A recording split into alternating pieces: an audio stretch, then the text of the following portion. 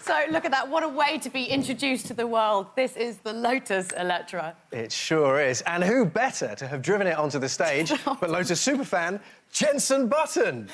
Come on, Jensen, out you come. We can't get him out now. No. Was that nerve-wracking? Yes, very. I've driven a lot of things in my life, but that was very nerve-wracking. Jensen, obviously not the biggest of drives, but you have sat inside it now. We can see how it looks outside. What's it like inside? It's lovely. I mean, you know, for me, I love my sports cars, and it definitely still has that sporty feel. But it's also got luxury that you haven't seen with a Lotus before. So, no, very, very plush. Feels very nice in there. Yeah, what does it make you feel like when you sit in it? That's the thing. For me, I always look at the outside of a car and think, well, that's beautiful, or that's not, but this one is beautiful. But for me, it's when you get inside that's where sort of the magic is. It's feeling like you're in a cockpit. It surrounds you, and you feel very at home. You do in here. You're gonna write one off now. Yep, let's go. Just write it up. Has anyone got the sheet? All right, OK. He loves it. All right, so to tell us more about the design of the first ever hyper SUV, let's hear more from design chief Peter Horbury and the man who brought this car to life, head of Lotus Tech Creative Centre, Ben Payne.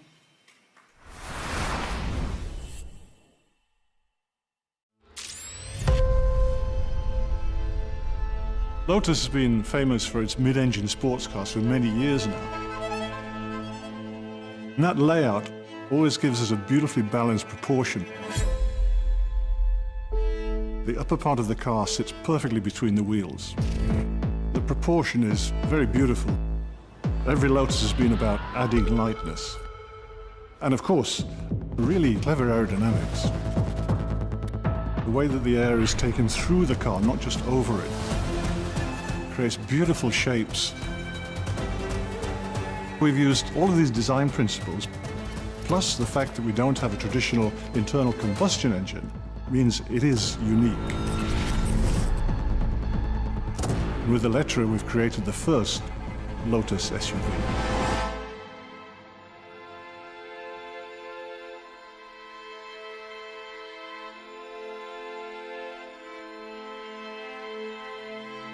Designing the Eletre was really a journey of applying hypercar principles to an SUV.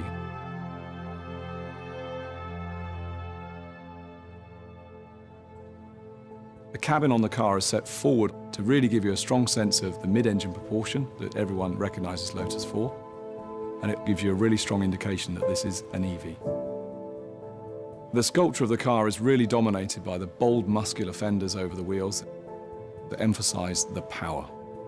The vehicle has a really planted stance. We've managed to achieve this by elongating the wheelbase and creating the effect of very, very short overhangs. We have one dynamic line that flows all the way from the sharp line at the front through the side of the car, culminating with a light blade at the rear of the car. The sculpture of the car is really defined by the idea of it being carved by air. It's very much where we've reduced material from the body, and it's visually sculpted away by the airflow moving around the car.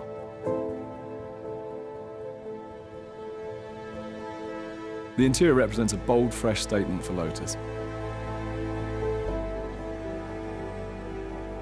It's a combination of performance meeting up with technical artistry to give us something unique. Dynamic lines divide the interior space, and they give us this really strong sense of precision and technology. The whole cabin has a very spacious, light, airy feeling, allowing you to really enjoy the drive. The ultra-thin wing profiles define the interior theme, and beneath that there's a ribbon of technology that runs across the car. The interior is driver-focused, and we are demonstrating our belief and conviction in the role of technology to truly make it a Lotus. Progressive, fully electric, a fantastic lifestyle product.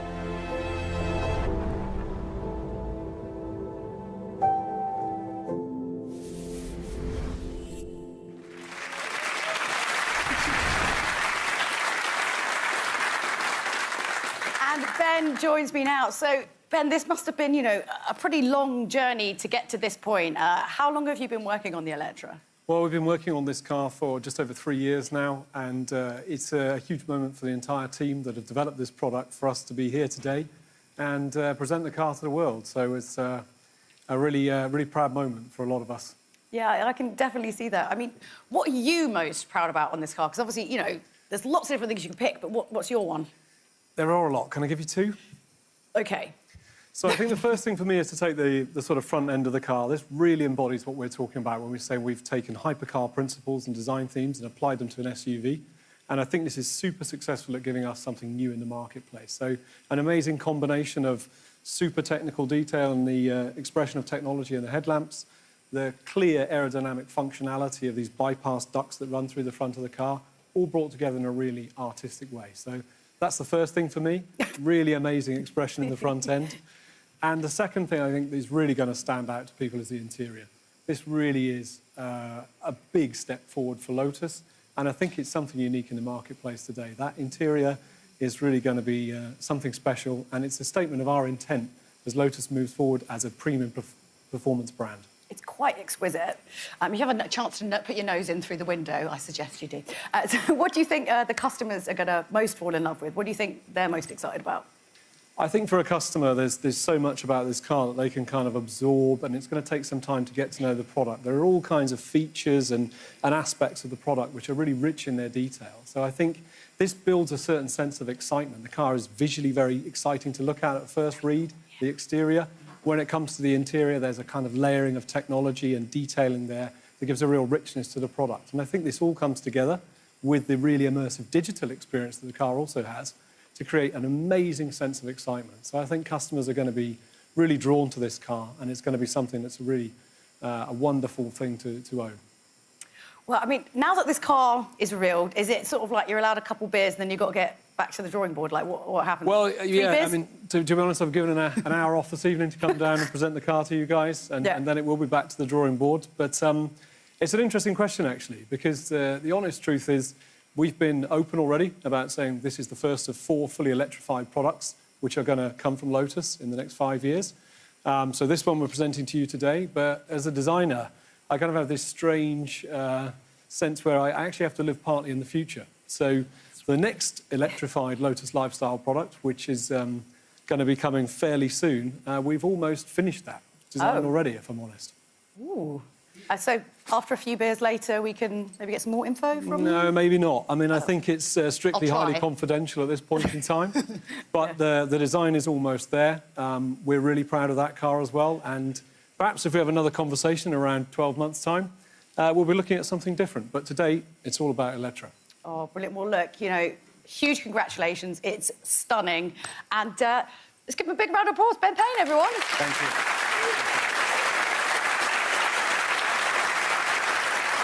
We've heard a lot about carved by air tonight. Indeed, our entire show is called Eletre, carved by air. We've even shown you a special performance to bring it to life.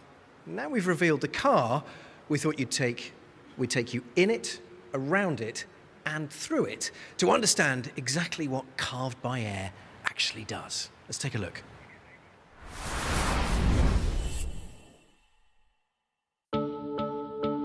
We started the journey of carved by air design philosophy with Evija. Carved by air, or porosity, is a method by which we can reduce drag and increase downforce. With Emira, we brought the carved by air concept to a much more affordable vehicle. And now it's the turn for Eletre. Eletre brings the theory of carved by air to a new level through visual lightweighting and also embracing the concept of porosity. Rather than just pushing the air up, over and around the car, Eletre is designed to be completely porous. It allows air to pass into the bodywork, channeling it to improve performance. The sharp nose section at the front of the car divides the air. The bypass ducts beneath channel that air back up onto the top of the hood.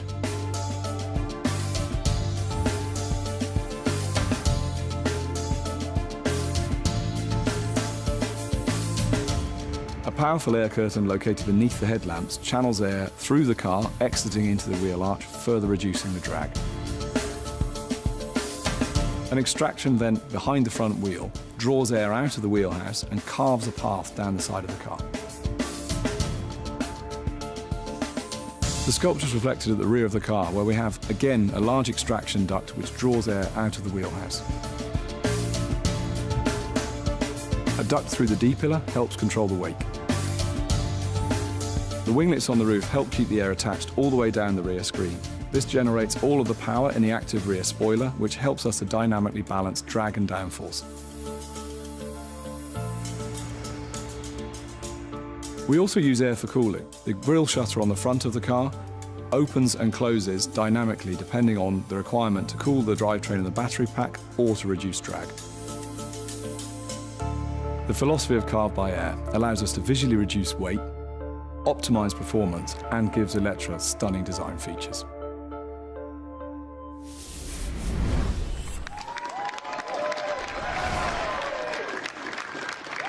Well, I will see your one Eletre in the studio and raise you two Eletras out here in the cold with Russell Carr. Russell, we've talked about the role Carved by Air has played in the design of these cars, and Ben obviously has just shared with us what it does to the airflow. But let's talk about performance. How does it actually impact the performance? There are a myriad of performance gains, but you really need an aerodynamicist to explain it in full detail. But in sort of simple terms, terms that I understand, it's about reducing the resistance to the air, allowing the car to move forward freely. Our aerodynamicist described it to me once. He said it's like a butterfly net going through the air rather than a parachute. And obviously by reducing the resistance, reducing drag, it allows you to go further and it allows you to go faster, which is good. So well explained, even I understood that, Russell. I appreciate that. Now we can see them all lined up next to each other. Here is the full family of the cars. Let's just talk about the similarity between all three, because you obviously have a finer eye at pointing it out than I do. Well, first of all, it's the perfect three-car garage, isn't it? So we encourage people to buy all three. But the similarity, repeating what my colleagues have already said, is starts with proportion. They're all cab forward. They all take that mid-engined aesthetic and apply them to SUVs and sports cars. They've all got muscular haunches that really plant the car to the road, give the car a sense of real power. There's a mixture of beautiful, soft, sculptured surfaces with crisp lines that give the car speed, and that starts at the nose of the vehicle that really looks like it's cutting through the air. And then, of course, there are all these carved-by-air features, the various ducts and vents and tunnels that run through the car that draw your eye around the vehicle, and you know that they're giving you real performance gains, that it's designed for a function, form and function working together. I love it. Russell, you seem so proud of these cars, and rightly so. We have 3 carved-by-air cars. Is that enough? It's never enough, is it? And as Ben's explained, we have already announced there are 3 more cars to come. We as a team will be working to take carved-by-air forward into the future, interpreting it in new ways, improving performance and giving more memorable designs. Fantastic. Russell, thank you. You can go and relax now. Wonderful. The car looks absolutely fantastic, doesn't it? I've never been a fan of yellow cars before, but somehow this just pops. I love it. I'm sure it performs brilliantly, but what else does it do? Well, it turns out there's a lot of technology hidden under the skin.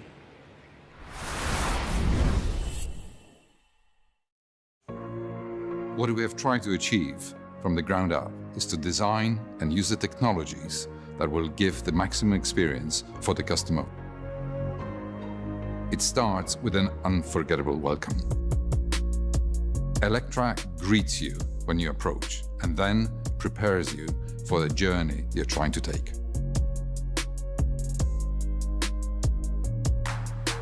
With LiDAR being part of the intelligent driving system for Lotus autonomous driving, we have integrated the LiDAR units inside the roof and also in the fenders.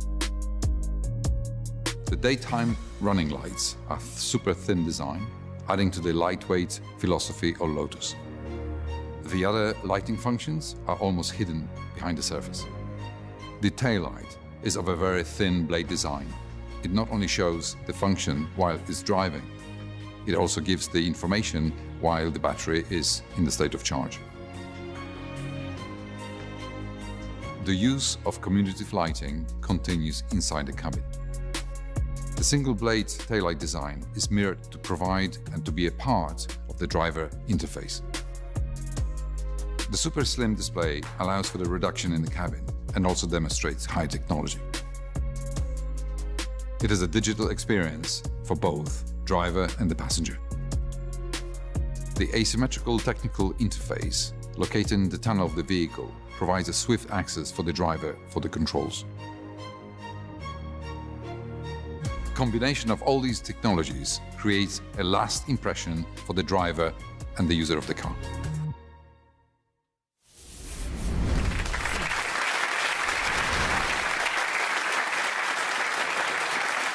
So, 4 years ago, you know, when you launched the Vision 80, did you ever kind of imagine you'd be here now at this sort of moment in time? Well, actually, I did, because I helped write the strategy. So right. we knew we were going to be here. But I have to say, the effort that's gone in and the hard work that's gone in for everybody at Lotus across the globe to get us to this point and delivering on time is the important thing. Very much so. And obviously, Jensen, you know, you live in America. Kind of, what's the perception of Lotus over in the States? A lot of love. I've got an Evora GT at the moment, and I get a lot of love. Yeah, they're going to go mad for this. They really are. And what I really love about it is you can tell they're all from the same family. You know, the Eletre, the Emira and the Evija. If you took the badge off, you would know they're all a Lotus. And then, you know, when they're in your very nice wide garage and they're all next to each other, that pleases you. Well, I'm sure that my wife will be out in one of them. It's probably this one more. I've got kids now, I'm a family man. So, yeah, it's perfect for the kids in the back. I mean, obviously now, you know, it's a British company that's, you know, going global and it's got this kind of global appeal. You must be proud of that achievement. Yeah, I think you've seen through all the contributions tonight. We are one team. We're a global team and we need to be to take on this challenge that we've got in front of us. But it's very exciting and we all work very closely together.